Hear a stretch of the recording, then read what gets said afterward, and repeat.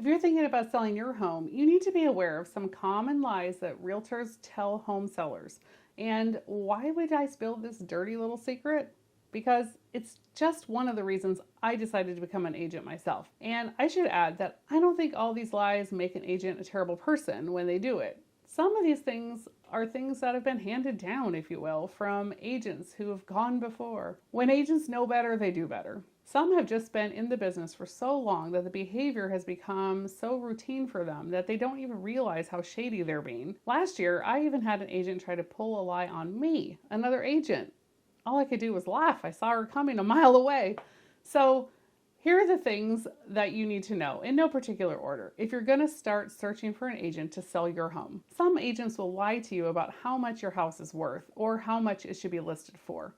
Why would they do that, you ask? Well, the simple answer is that they want you to sign the listing agreement, because that's what often happens. You, Mr. Seller, you'll meet with 2 or 3 agents with the idea in mind that you'll hire one to sell your house. Now, there are a lot of questions you could or should ask the agent during this meeting, and one of those is always going to be, how much do you think my house will sell for, or how much should I list it for? Now, as a seller, you have a number in mind that you want your house to sell for. The agent knows this. The agent also knows that if the number he or she gives you is lower than what you have in mind, you're not going to be happy, and he or she is at risk of losing your business. The agent also knows that you're meeting with other agents, and if the number they suggest is lower than those other agents, they're also at risk of losing your business. And there's another thing. Agents know the reputations of other agents. Like, for example, I know which agents in my area have a habit of listing houses way higher than they should be. I know that that's their strategy to get your listing business in the first place.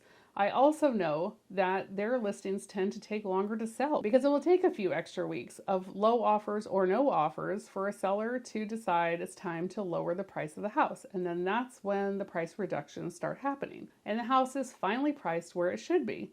So what's the harm in this? Well, you, Mr. Seller, have a few extra weeks of keeping your home in perfect showing condition, a few extra weeks of strangers interrupting your daily living to come tour your home. The worst is that your home is sat on the market for much, much longer than the average days on market, and potential buyers start wondering, what's wrong with your house? Why hasn't anybody bought it? They will also want to negotiate. In the end, you could end up with a much lower offer than you would have if you had just listed it at the right price to begin with. So why didn't you list at the right price to begin with? Oh yeah, you hired the agent who gave you the price that you needed to hear at the time so that they could get your business. What we can learn from this is, don't hire the agent just because they suggest the highest list price. Instead, ask them how they came to that number. What recent homes sold in the area that they're using as their comps? How does your home compare to those homes in location and condition and features? Another lie agents sometimes tell or imply is that their fee or contract terms are non-negotiable.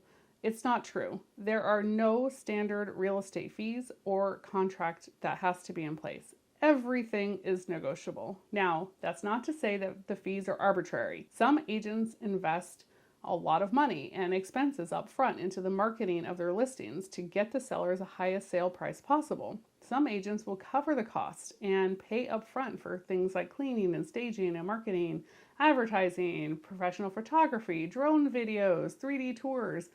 And none of that is free. And not every agent has the know-how to get all of it done properly. The ones who do, well, that's what you're paying them for. The know-how that not everyone knows how to do, even if they say they can or they will. If you're strictly looking at comparing the fee that one agent charges from the next, you're not looking at the whole picture. So how do you know if the agent you're interviewing has the know-how or not? Ask them to show you.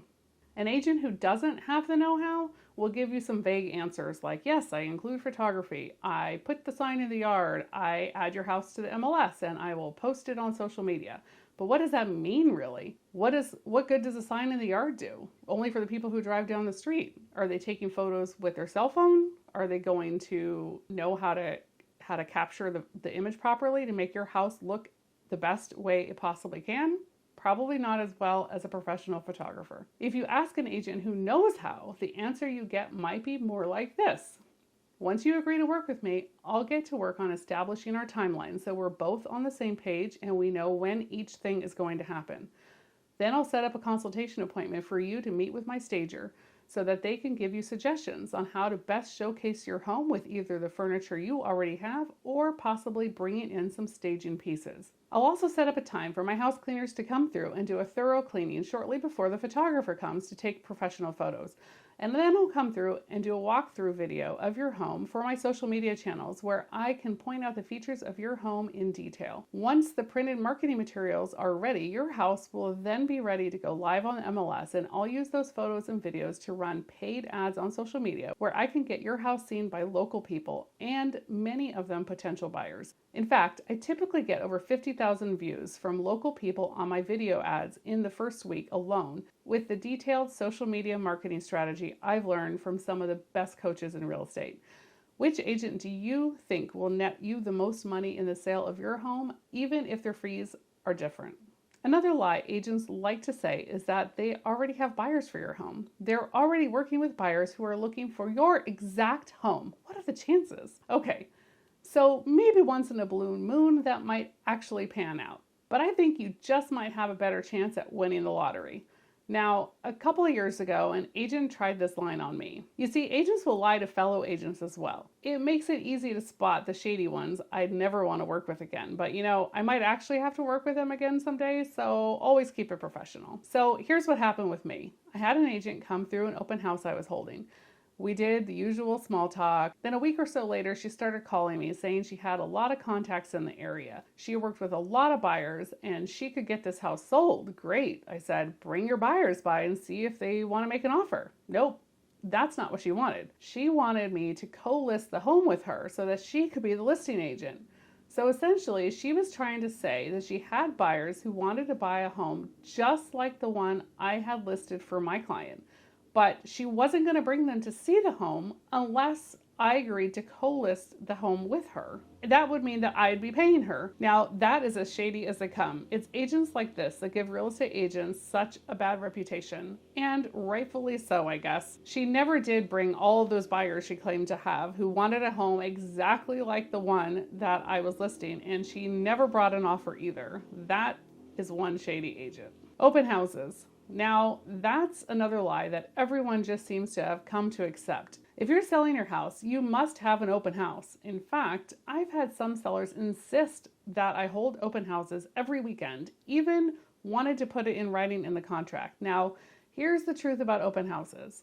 Such a very, very small percentages of homes are ever sold because a buyer walked in at an open house and bought that house. So very few. Definitely not enough to make it worth it for the seller to have to vacate their home for 3, 4, 5 hours on a Saturday and or Sunday while nosy neighbors poke around your house and peek into your cabinets. So why do so many agents hold open houses then? Well, because hosting an open house is the prime source of a new client for that agent. An open house gives the agents a chance to talk to every person who walks into that house, not because they're going to buy that house, but because they may want to use that agent to help them sell or buy another one. That's the reason some agents ask people to sign in at the open house. It's an easy way to get their contact information so they can follow up with them later. Anyway, this is just a few examples, and many things I see, I can't even say the agent is to blame. Like they claim that they use social media to market your home, posting on their personal or even maybe their professional page for their friends and family isn't going to do much in helping you get your house sold. They need to use social media correctly by placing ads in the right places with the right strategy, with the right copy, and getting the ad in front of the right people. But as the saying goes, you don't know what you don't know, right? Until you know it. So if you're considering selling your house, I hope this information helps you when it's time for you to hire the right agent. And I'll see you in the next video.